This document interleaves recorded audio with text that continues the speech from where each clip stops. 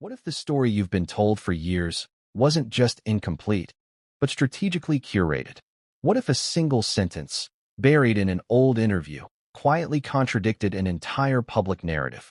And what if the person pointing it out wasn't a journalist, a rival, or a political opponent, but a sister?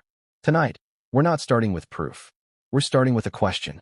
Because sometimes the most explosive controversies don't begin with documents. They begin with doubt. Before we continue, please hit the like button, subscribe to the channel, and turn on the notification bell for updates. And doubt, once planted, has a way of growing teeth. For years, the public image has been polished, repeated, reinforced. A familiar arc: ambition, education, success, reinvention. It's a story many people admire. Some defend fiercely, others resent quietly. But then came a voice from the sidelines. Not elegant, not diplomatic, not careful. A voice that didn't sound like palace PR or media coaching. A voice that sounded angry, personal, raw. A sister saying, in essence, that story, it's not true. Now pause right here. I'm not asking you to believe her. I'm not asking you to dismiss her either. I'm asking you to stay with me. Because the reason this allegation refuses to disappear has less to do with education and more to do with credibility, identity, and power. Why does a claim about schooling ignite such fury? Because education isn't just about classrooms and degrees. It's about legitimacy, about deserving the seat you're sitting in, about whether success was earned, borrowed, or manufactured.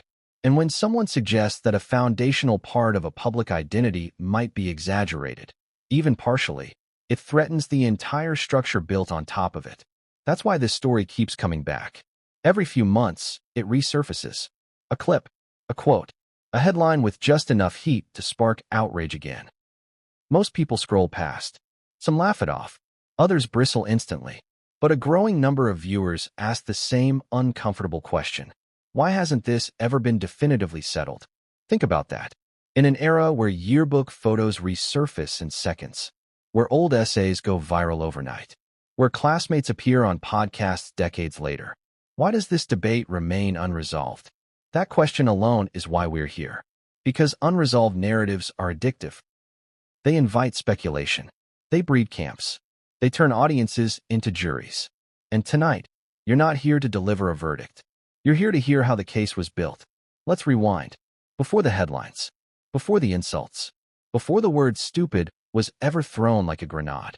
This starts with a family that never agreed on the same version of events. A family with half-siblings. Different upbringings, different resentments, different memories of who did what and who didn't. One sister stepped into the global spotlight and never looked back. The other stayed behind, watching a narrative form without her. And that's where the tension begins. Because when someone feels erased from a story they believe they helped shape, the urge to correct the record can become obsessive. Ask yourself, if your sibling became world famous tomorrow, would they tell your shared history the way you remember it? Or would their version be cleaner, simpler, more flattering? This is where emotion seeps into fact. The sister making these claims didn't start with paperwork. She started with memory, with phrases like, "That's not how it happened," and "people don't know the truth." At first, the public brushed it off. Bitter sibling, jealous relative, desperate for attention. You've heard those labels before. They're convenient. They shut down conversation quickly. But here's where it gets interesting. Instead of fading away, the claims escalated. The language hardened. The accusations sharpened. And then came the line that changed everything. A line so extreme that many people laughed and others gasped. The suggestion that the celebrated academic narrative wasn't just exaggerated, but fundamentally false. That what had been presented as higher education might not exist at all. Now let's slow down. This is the moment where audiences split. Some people recoil instantly. That's ridiculous. That's cruel. That's impossible. Others lean forward. Why would she say that? What does she gain? What does she know that we don't? Because here's the paradox. Outrageous claims usually destroy credibility, unless they tap into an existing unease. And there has always been unease. Small things, timelines that feel compressed, descriptions that shift slightly depending on the interview, biographical details repeated without new evidence. Nothing concrete enough to prove deception, but enough to keep suspicion alive. And suspicion is fuel. Now ask yourself this honestly. If someone was lying, would they lie loudly or quietly? Would they exaggerate boldly or smooth things just enough to avoid scrutiny? There's no easy answer, which is why this story thrives in the gray. The sister didn't present a neat case. She presented a mess. Anger mixed with accusation. Memory mixed with assumption. Personal grievance mixed with public outrage. That mess is exactly why people keep watching. Because real family conflicts aren't polished. They're contradictory. They're emotional. They change over time. And so do the claims. Sometimes the allegation sounds absolute. Other times it softens, shifts, reframes. Critics call that inconsistency. Supporters call it clarification. Which one is it? That depends on who you already believe. And belief is the real battleground here. Not transcripts. Not diplomas. Not institutions. Belief. Who seems more authentic? Who feels more rehearsed? Who sounds like they're protecting something? And here's the uncomfortable truth. Audiences don't judge credibility based on facts alone. They judge tone. They judge emotion. They judge whether someone sounds real. That's why this story refuses to die. Because one side sounds controlled. The other sounds chaotic. And chaos, oddly enough, often feels honest. But honesty doesn't equal accuracy. And accuracy doesn't always sound honest. That tension is the engine of this entire saga. Now let me ask you something directly. Have you ever noticed how often public figures say the same biographical sentence word for word across years? The same phrasing, the same cadence, the same anecdote. That repetition is meant to reassure. But to skeptics, it can feel rehearsed. And once someone starts listening for cracks, every repetition sounds louder. This is where online communities come in. People replay interviews, freeze frames, compare quotes. They don't do this because they hate success. They do it because they hate feeling manipulated. And when a sibling steps forward saying, "That story isn't real," it validates that instinct to question. Even if the claim itself is flawed. Even if the messenger is messy. Especially if the messenger is messy. Because mess feels human. Now, before we go any further, something needs to be clear. This is not a trial. This is not a verdict. This is not a declaration of guilt or innocence. This is an examination of how a narrative becomes fragile. How one accusation, even unproven, can destabilize a carefully maintained image. And how families, when torn apart publicly, turn personal resentment into cultural spectacle.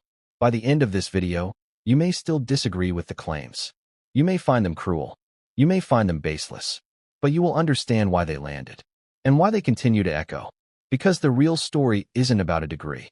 It's about who gets to define truth when memory, media, and identity collide.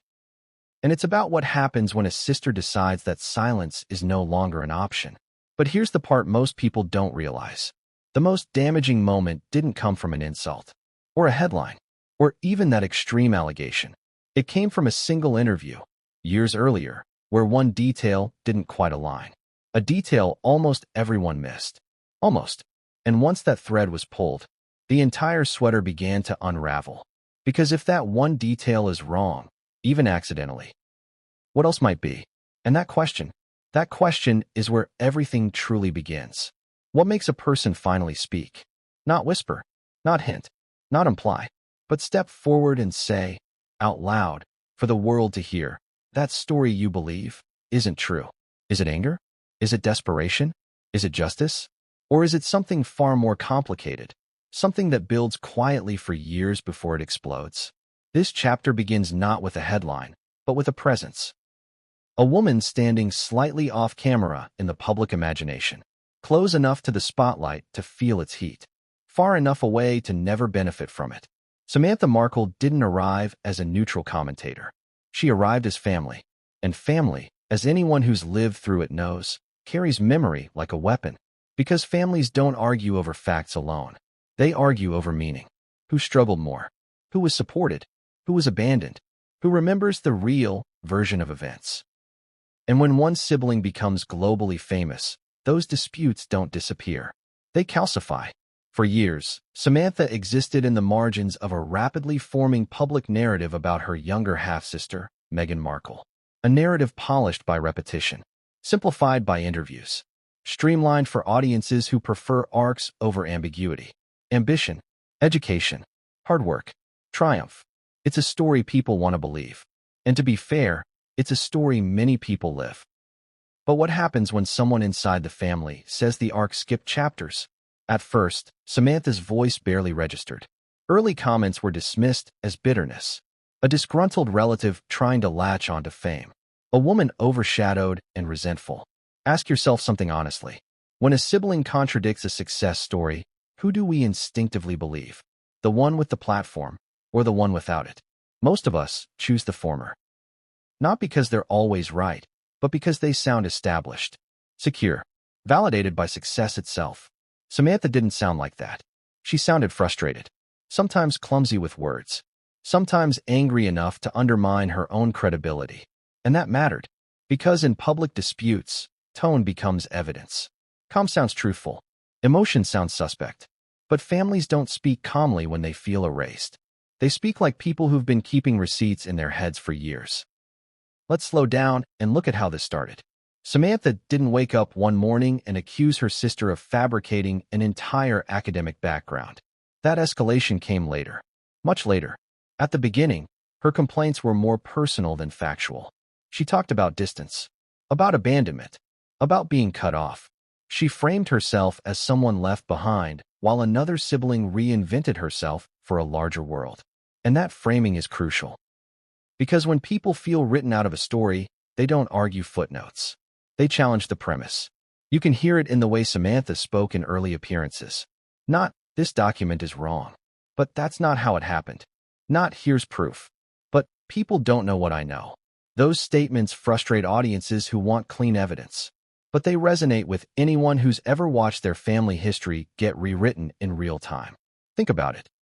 How many families agree on their own past? Now add cameras, money, global attention. Suddenly, private resentment becomes public contradiction. And that's exactly what happened here. Each time Meghan's origin story was repeated, in interviews, profiles, speeches, Samantha felt something tighten. Because from her perspective, that story didn't include her version of events. An exclusion hurts more when it's visible. The more the narrative spread, the more Samantha spoke. And the more she spoke, the harsher the reaction became. Online commentary turned cruel quickly. She was mocked for her tone, her appearance, her timing.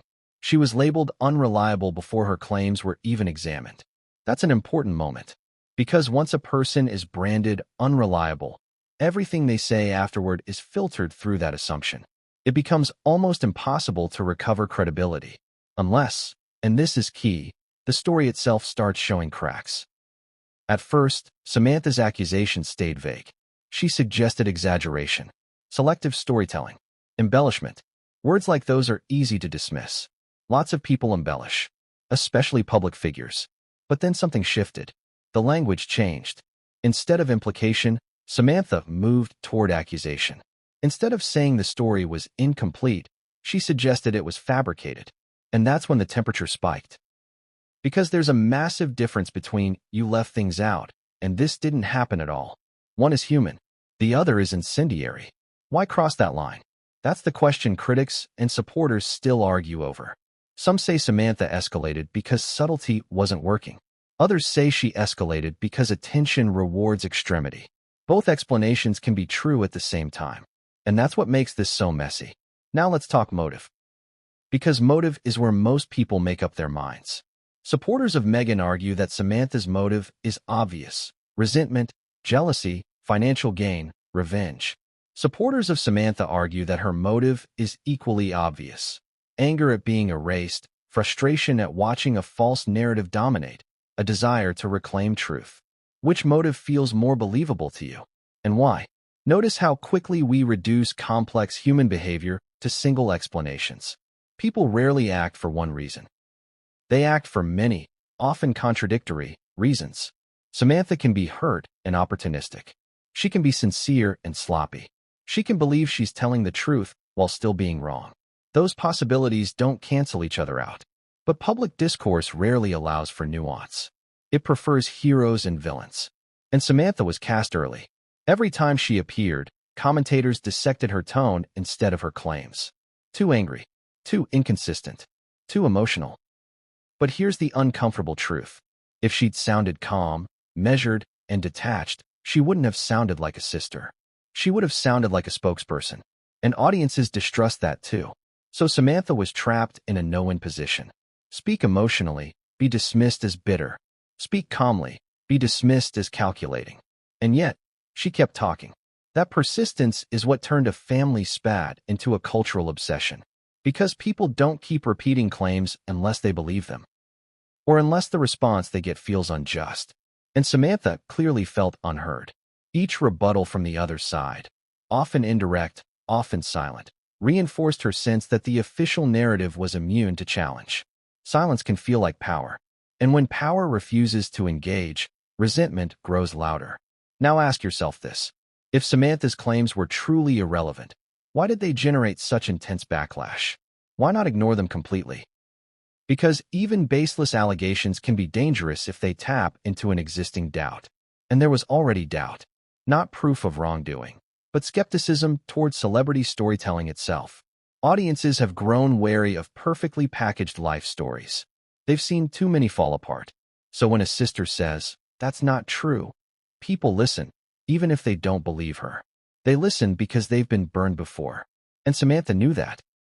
She may not have articulated it that way, but she sensed it. She leaned into the role of the inconvenient voice, the one who disrupts the script. And disruption is compelling. The more she was told to stop talking, the more she framed herself as the only one willing to say what others wouldn't. That framing matters, because it positions her not just as a sibling, but as a truth teller against a machine. And machines always lose public sympathy eventually, even when they're innocent. Now, let's be clear again. None of this proves Samantha is right. What it proves is that she understood something fundamental about modern attention. Outrage sustains interest. Conflict drives clicks. Family betrayal is irresistible. But that doesn't mean she invented her belief. It means belief, grievance, and opportunity collided. And once they did, there was no going back. By the time the most extreme allegations surfaced, the audience was already primed. They'd watched the feud escalate. They'd chosen sides. They'd invested emotionally. Which brings us to the turning point. The moment Samantha stopped talking about feelings and started talking about facts. Or at least, alleged facts. A specific claim. A specific narrative. A specific challenge to the foundation of the public image. That shift didn't come out of nowhere. It came after years of watching the same story told the same way, without deviation. And to Samantha, repetition felt like erasure. So she decided to erase the story instead. That's when this stopped being a family argument. That's when it became a public reckoning. Because once you challenge someone's education, you're not attacking their personality. You're attacking their legitimacy. And legitimacy is everything. But here's what most people missed. Samantha didn't lead with documents. She led with memory. With lived experience. With what she said she witnessed. With what she claimed didn't add up. And that's both her greatest weakness and her greatest weapon. Because memory is subjective. But it's also powerful. And when memory collides with a polished narrative, audiences lean in. Not because they want scandal, but because they want authenticity. Even if authenticity is messy.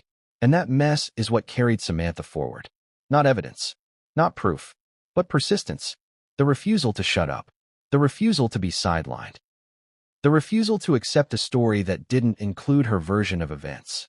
And that refusal set the stage for everything that came next. Because once she made the leap from emotional grievance to factual accusation, there was no safe retreat. The conversation changed. The stakes changed. The damage became irreversible, regardless of outcome. And it all hinged on one thing. A narrative that had been repeated so often, no one thought to question it. Until someone with nothing to lose decided to question it loudly. But here's the twist. The claim that detonated public interest didn't actually begin with Samantha's most extreme language. It began earlier, quieter, subtler, in a moment almost no one noticed at the time. A moment buried in an interview, where a detail didn't quite match the story everyone thought they knew. And once that detail was pointed out, the conversation was never the same. Because if that detail is wrong, even unintentionally, then the sister's refusal to stay silent starts to sound less like madness and more like warning. And in the next chapter, we're going to examine the narrative the public accepted without question and the exact point where it may have started to fracture. Have you ever noticed how some stories become true simply because they're repeated often enough? Not proven, not examined, just accepted. Because once a narrative feels familiar, questioning, and in the next chapter, we're going to examine the narrative the public accepted without question, and the exact point where it may have started to fracture. Have you ever noticed how some stories become true simply because they're repeated often enough? Not proven, not examined, just accepted. Because once a narrative feels familiar, questioning it feels unnecessary, even rude. So let me ask you something uncomfortable right from the start. When was the last time you actually checked the origin of a celebrity's biographical story? Not skimmed it, not nodded along. Checked it. Most of us don't. And that's not laziness. That's human nature. We trust stories that come packaged neatly. Stories with clear beginnings, tidy middles, and triumphant endings. Especially when those stories confirm what we already want to believe. The education narrative surrounding Meghan Markle fit that mold perfectly. Smart, driven, educated, prepared for success. It was the kind of background story that felt not just plausible, but reassuring. Because it made everything else make sense. Career progress, confidence, poise, education, in this story, wasn't just a credential. It was a cornerstone. And cornerstones rarely get questioned. Let's rewind to how that narrative took shape. Early profiles introduced Meghan as articulate, ambitious, and academically accomplished. The references to schooling were concise, almost throwaway details, just enough to establish credibility without inviting scrutiny. And that's important, because the less detail a story contains, the less there is to challenge. Names of institutions were mentioned, fields of study referenced, achievements implied, but rarely expanded. And because nothing sounded extraordinary, no one dug deeper. Think about it. If someone claims they climbed Everest, you ask questions. If someone claims they went to school and worked hard, you shrug. That's how trust works. The education narrative didn't scream, "Look at me." It whispered, "Of course." And of course is the most powerful word in storytelling. Of course she studied. Of course she earned it. Of course she belongs. Now, let's talk about repetition. Over time, the same educational details appeared again and again in interviews, biographies, media write-ups. Not always word for word, but close enough to feel consistent. And consistency breeds belief. But here's where subtlety matters. Consistency can come from truth, or from rehearsal. And unless someone is actively looking for cracks, the two sound identical. This is where most people stop thinking. Because why wouldn't you believe a story that's never been publicly contradicted? Until it was. But even then, the contradiction didn't come from an investigative journalist. It came from a sibling. And siblings, in public perception, are biased by default. So instead of re-examining the narrative, many people doubled down on it. They defended it harder. Because challenging the story felt like challenging the person. And challenging the person felt like cruelty. So the narrative hardened. It moved from "this is her background" to "this is who she is." Education became identity. And identity is sacred territory. Now let's pause and ask a difficult question. Is it possible for a narrative to be broadly accurate, but still incomplete? Absolutely. Is it possible for details to be simplified for public consumption? Of course. Is it possible for simplification to slide into exaggeration over time? That's where things get complicated. Because exaggeration doesn't always come from intent to deceive. Sometimes it comes from audiences filling in gaps themselves. You say you studied something. They assume the highest level. You don't correct them. Is that lying? Or is that letting others write the story for you? That gray area is where this controversy lives. The public education narrative didn't include footnotes. It didn't explain timelines in detail. It didn't address interruptions, transfers, or alternative paths. And why would it? Public figures aren't obligated to share transcripts. But when a sibling claims the narrative isn't just incomplete, but false, the lack of detail becomes a vulnerability. Because suddenly, every omission looks intentional, and every simplification looks suspicious. That's the shift that happened here. The moment Samantha challenged the education story, people didn't immediately believe her. But they did something else. They went back and listened again. To interviews they'd heard before. To bios they'd skimmed years earlier. And they noticed something they hadn't noticed the first time. Not a smoking gun, but a sameness. The same phrasing. The same anecdotes. The same generalities. Now, repetition alone proves nothing. But in an era obsessed with authenticity, it triggers doubt, especially when repetition collides with contradiction. Because here's the thing. When stories are true, they tend to vary naturally. People remember different details at different times. They emphasize different moments depending on context. But when stories are curated, they often stay rigid. And rigidity stands out once someone starts paying attention. Audiences began asking questions they'd never asked before. Why are there no detailed accounts from classmates? Why are there no spontaneous anecdotes about professors or campus life? Why does the education story feel distant? These aren't accusations. They're curiosities. But curiosity is dangerous. Because once curiosity takes hold, it doesn't stop at polite questions. It keeps digging. And Samantha's claims, whether accurate or not, opened the door to that digging. She reframed the narrative not as an origin story, but as a performance. And once you frame something as performance, everything becomes suspect. Now let's talk about why this matters so much. Education, especially for women in public life, is often used as proof of seriousness. It's a shield against dismissal. It says, I belong here. I earned this. I'm not just lucky. So when someone challenges that, it feels like an attack on worth. That's why reactions were so intense. Defenders weren't just defending facts. They were defending a symbol. And symbols inspire loyalty. But symbols also inspire scrutiny. Because the higher the pedestal, the more people look at the foundation. And that foundation, in this case, was surprisingly thin. Not because there was evidence of wrongdoing, but because there was little evidence at all. Just repetition. And repetition works until it doesn't. Now, let me be clear again. Lack of publicly available detail does not equal deception. Most people don't publish their academic histories online.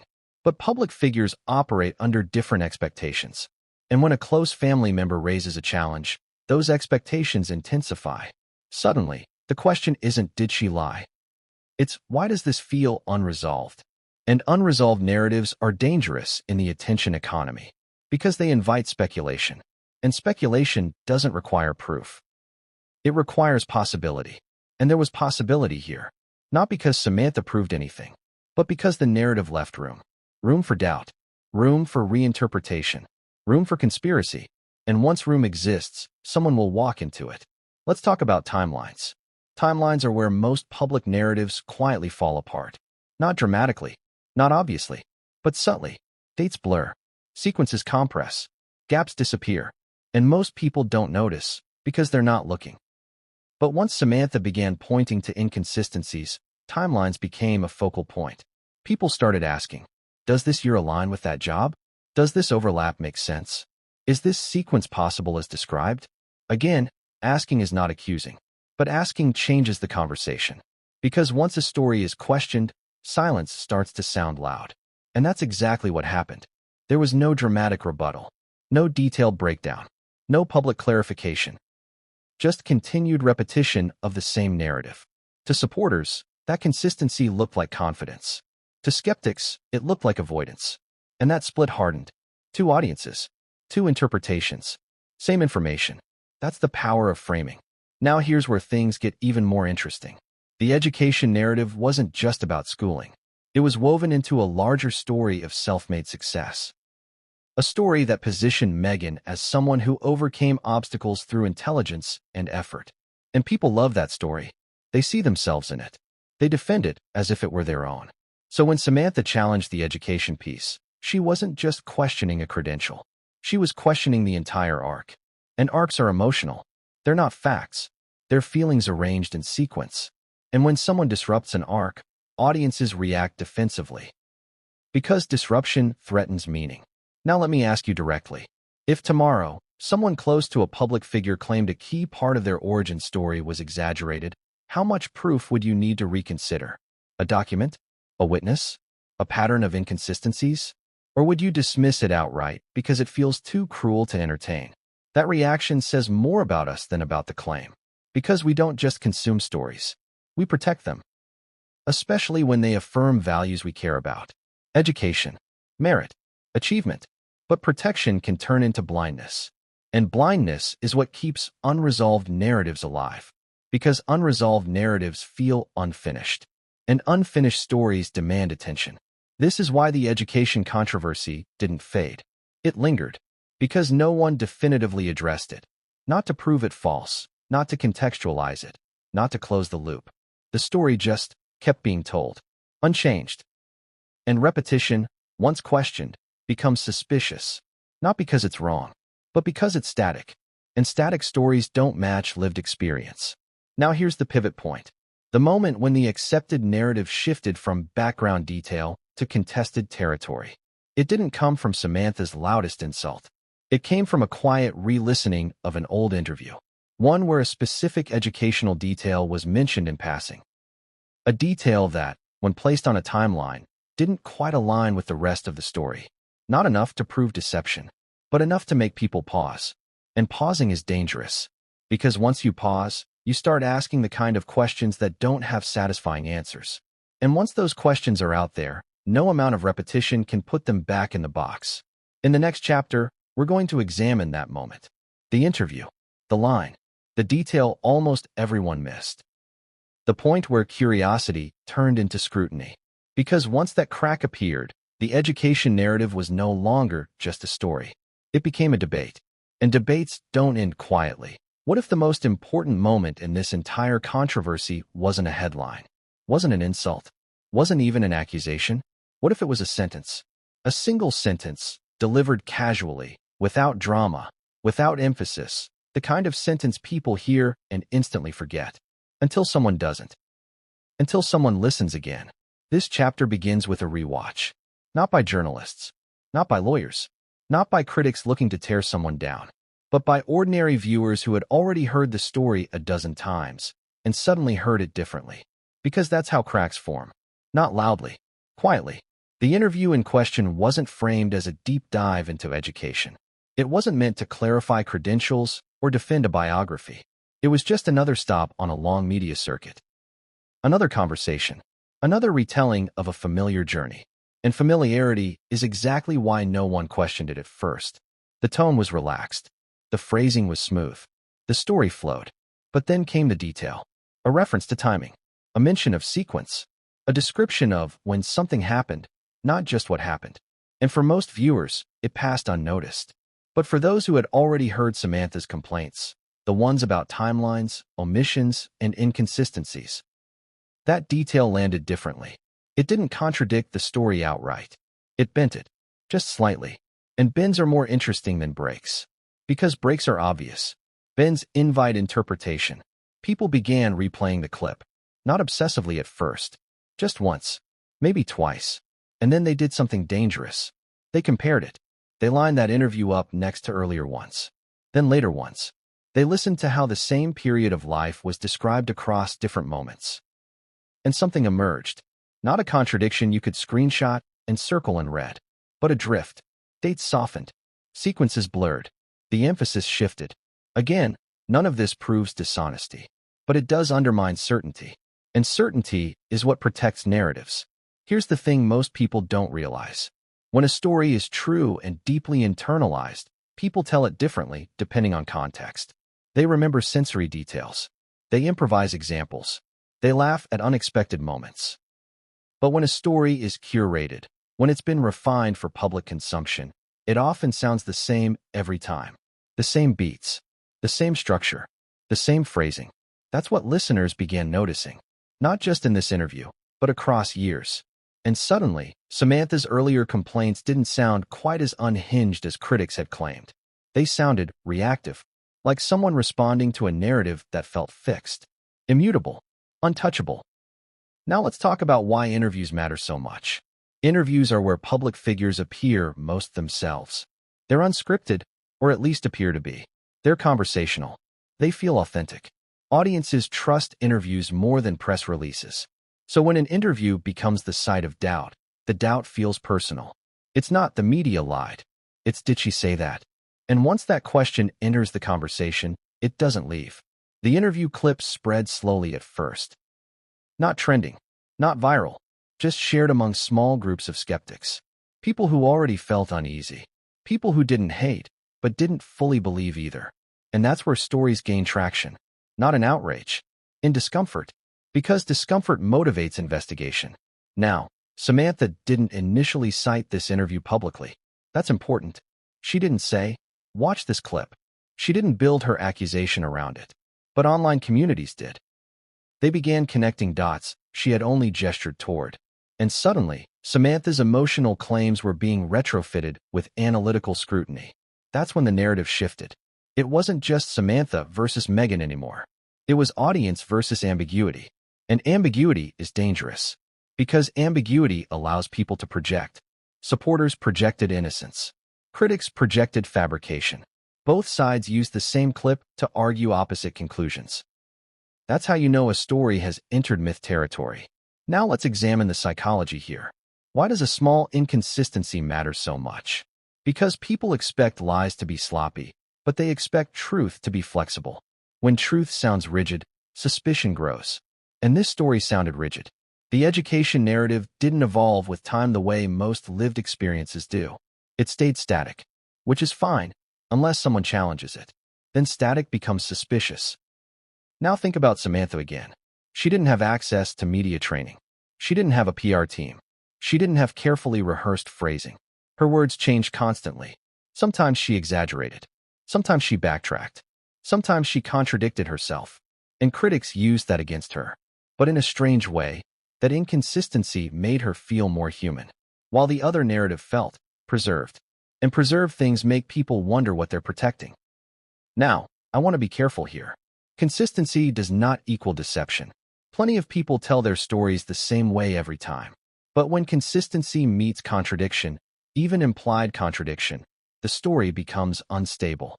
And that instability is what fueled this chapter. People began asking, if the education story is solid, why does it feel so fragile when questioned? Why does it require silence rather than clarification? Why not address the confusion directly? Those questions weren't asked publicly at first.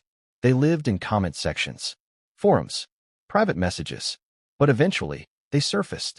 And when they did, Samantha's rhetoric escalated. Because suddenly, she wasn't the only one questioning the narrative. She wasn't alone anymore. And isolation is what keeps people quiet. Community gives them courage. Now let's talk about escalation.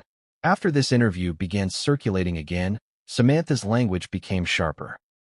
She moved from implication to accusation. Critics say that proves opportunism. Supporters say it proves frustration. Again, both can be true.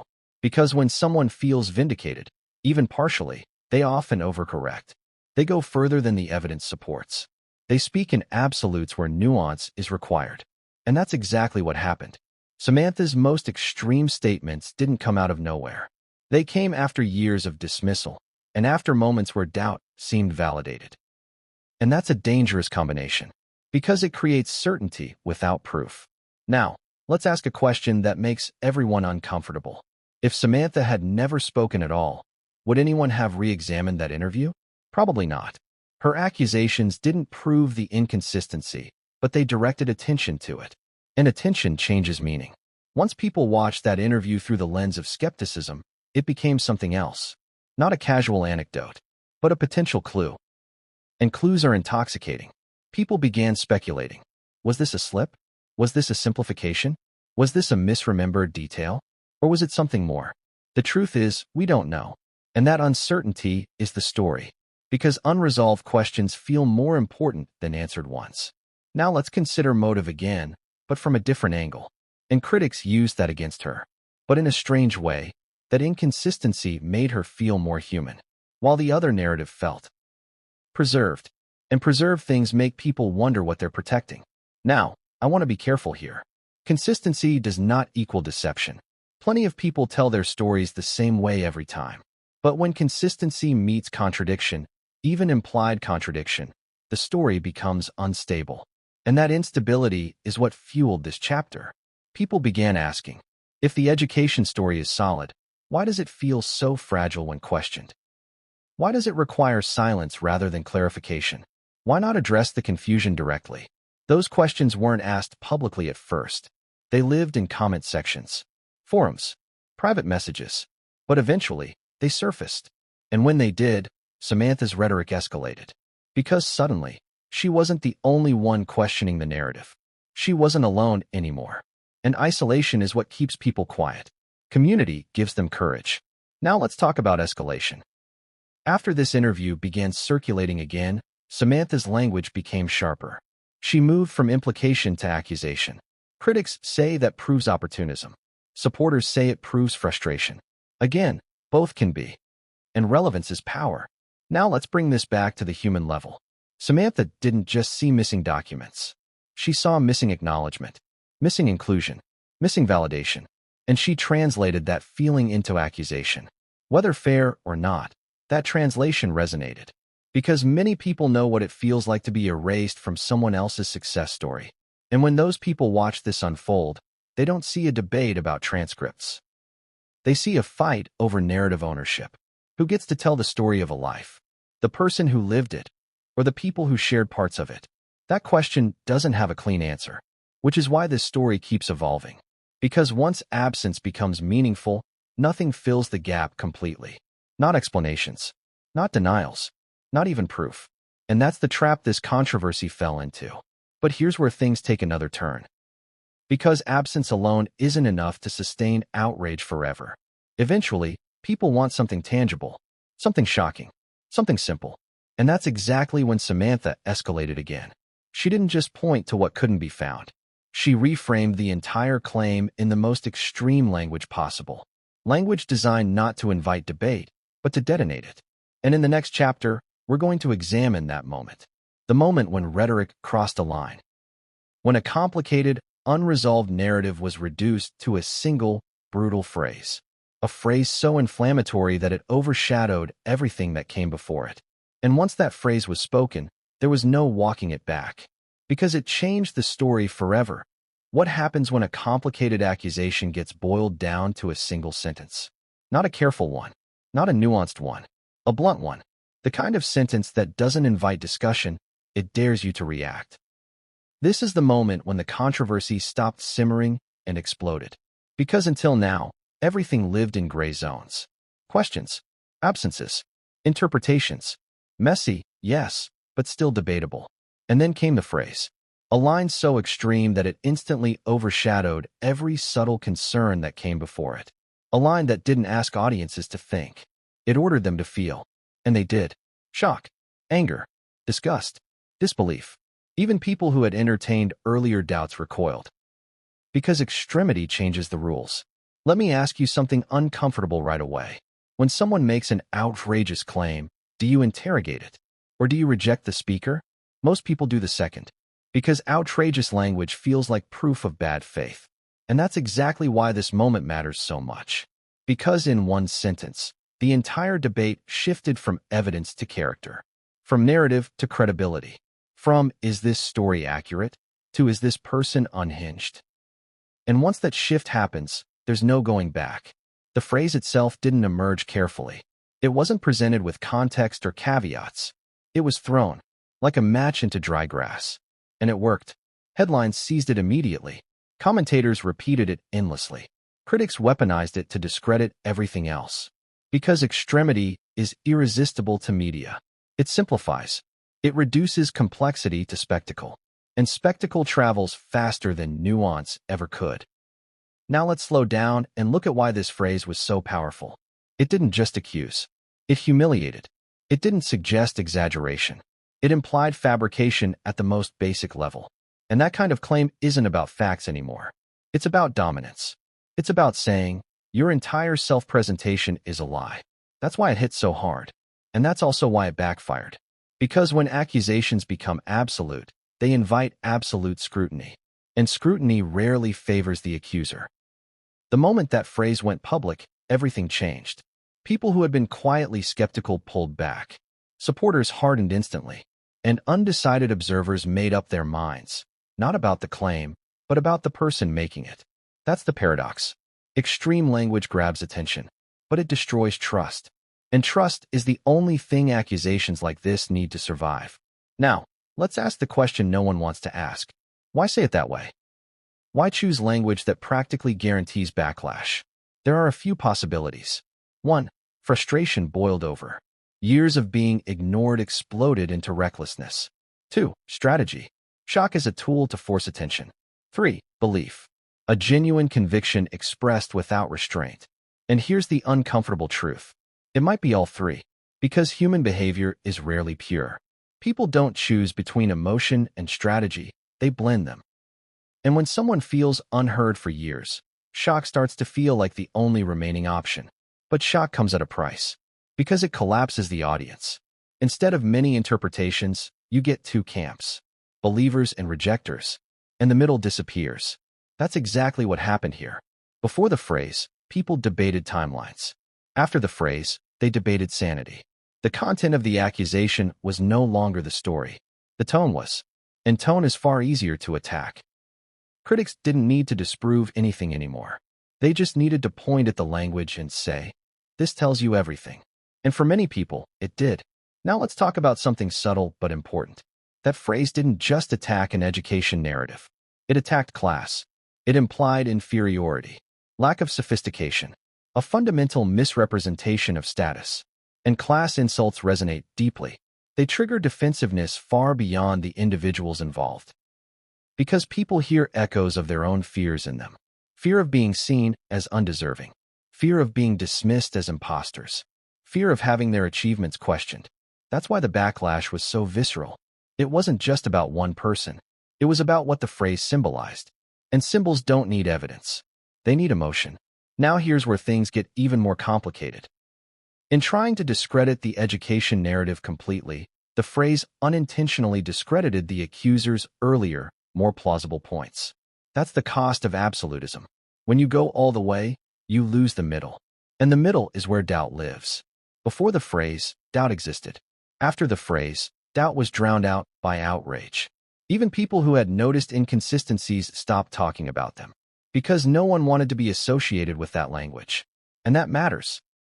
Because it shows how rhetoric can kill inquiry. The moment the claim became extreme, it became radioactive. People didn't want to touch it. Now let's examine how the other side responded. What happens when outrage stops being a reaction and starts becoming a resource? When anger isn't just expressed, it's harvested.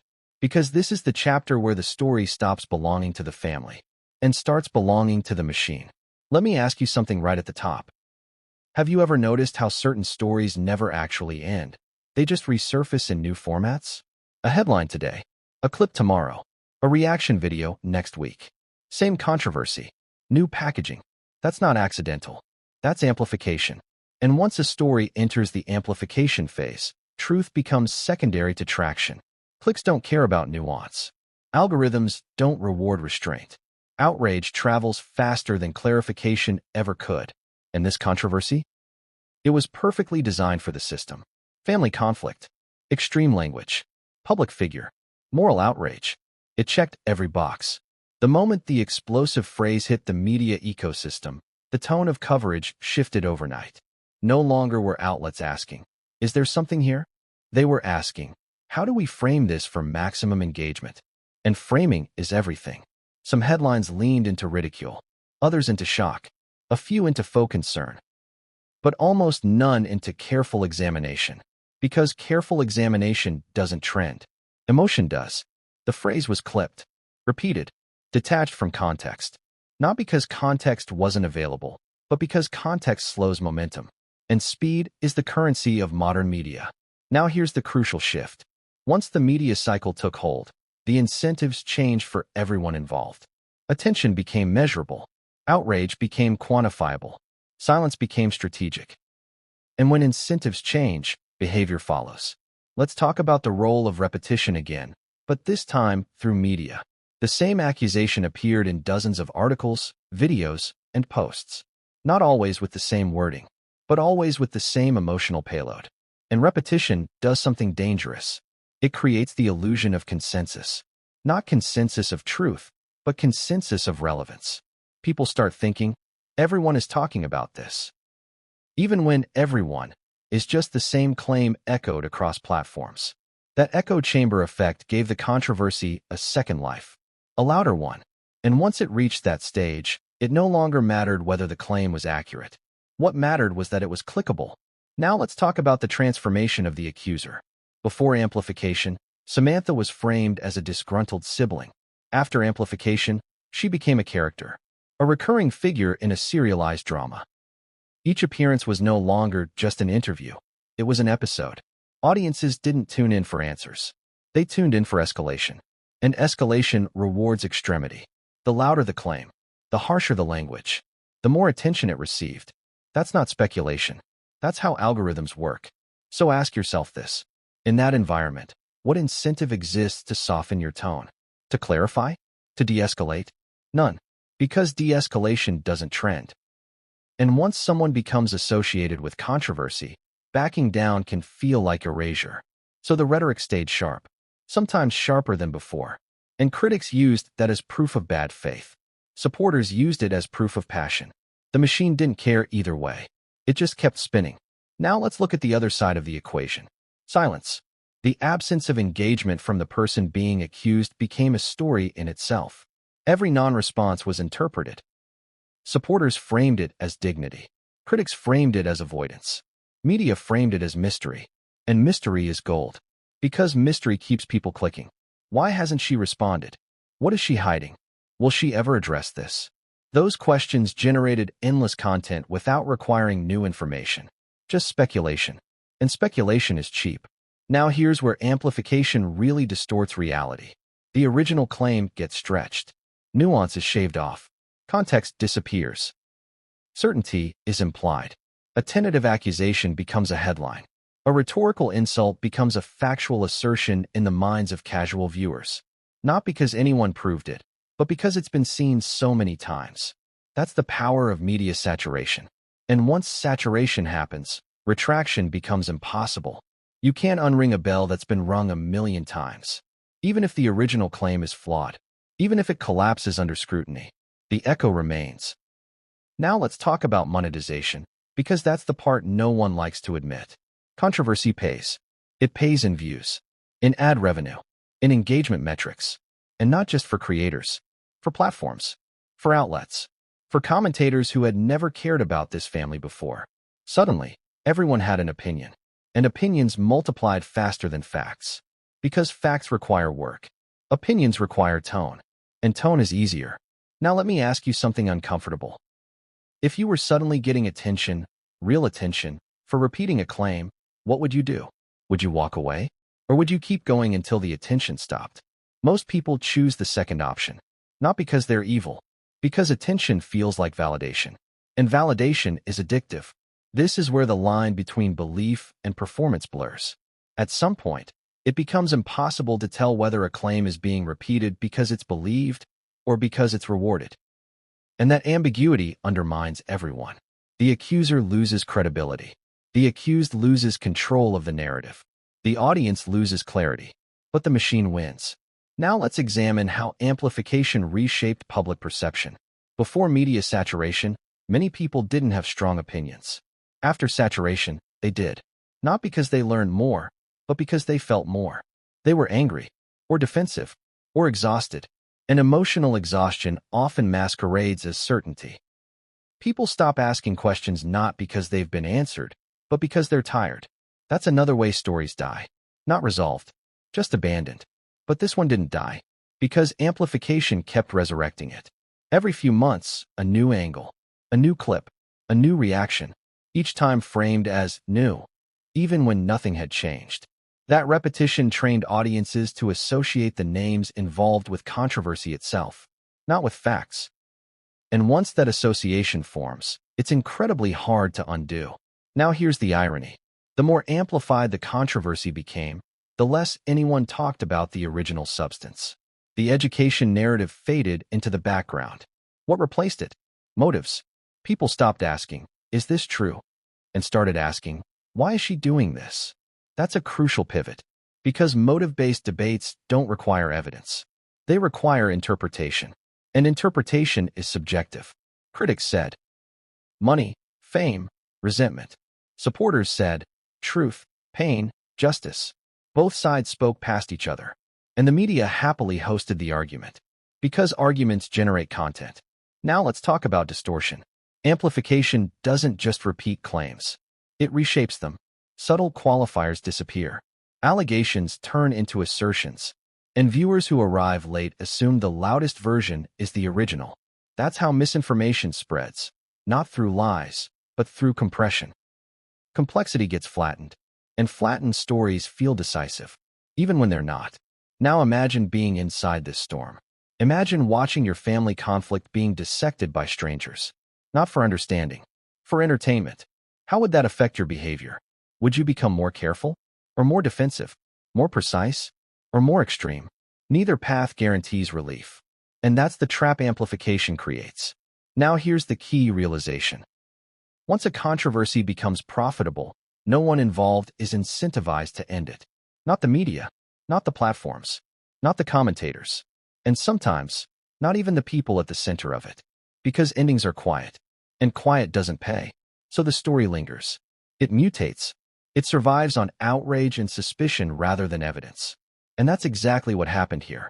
The education debate became a proxy, a stand-in for larger grievances. About authenticity, about class, about who gets believed. And media amplification turned those grievances into spectacle. Now let's bring this back to the audience. Because audiences aren't passive victims here. We click, we share, we comment, we reward what makes us feel something. And outrage makes us feel something fast.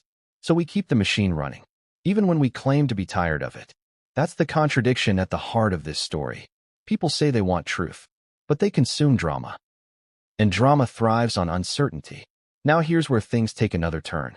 Because as amplification continued, something unexpected happened. The narrative didn't just harden. It fractured. Different audiences began telling completely different versions of the same story.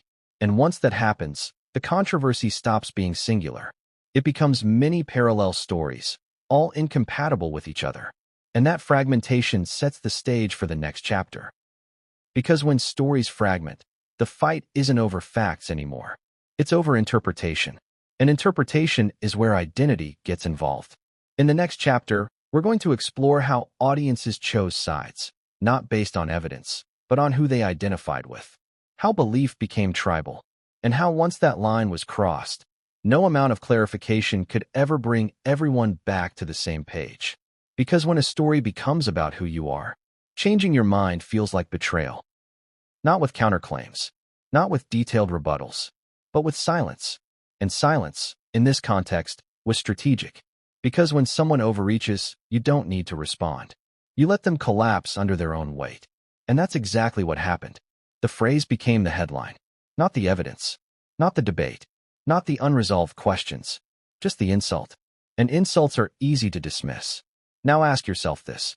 If the phrase had never been said, if the accusation had remained framed as inconsistency rather than fabrication, would the conversation look different today? Almost certainly, because outrage simplifies, and simplified stories are easier to resolve emotionally. People like closure. They like villains they can reject outright. And this phrase handed them one. Now here's the twist. Even though the phrase damaged the accuser's credibility, it didn't erase the earlier doubt. It buried it, like embers under ash. Because once people notice something feels off, they don't forget it completely. They just stop talking about it publicly. And that's dangerous. Because buried doubt doesn't disappear. It waits and resurfaces later, often in uglier forms. That's exactly what happened here. The phrase didn't end the controversy. It froze it. And frozen controversies don't resolve. They resurface whenever conditions are right. A new clip, a new interview, a new headline. Each time, the same question reappears. Quieter, but persistent. What if something doesn't add up? Now let's talk about intent versus impact. The intent behind the phrase may have been to shock, to force attention, to finally be heard. But the impact was alienation. It pushed away neutral observers. It hardened opposition. And it turned a debate into a morality play. And morality plays don't care about nuance. They care about condemnation. That's why this moment is so pivotal. Because it shows how easily a story can lose complexity. How one sentence can erase years of buildup. And how difficult it is to recover once that happens. Now here's something rarely discussed. The phrase also trapped the person it targeted. Because once you're accused in such extreme terms, responding at all feels unnecessary. Why engage with something so obviously exaggerated? Why dignify it? And that creates an imbalance. One side keeps shouting, the other stays quiet. And audiences interpret that silence differently depending on their bias. Supporters see dignity. Critics see avoidance. And the cycle continues. Now let me ask you directly. Have you ever seen a debate end because someone went too far? Or does going too far just change the subject? Because that's what happened here. The subject shifted from facts to feelings, from narratives to insults, from inquiry to outrage. And once outrage takes over, resolution becomes impossible. But here's the part most people miss. Even though the phrase was extreme, it didn't emerge from nowhere.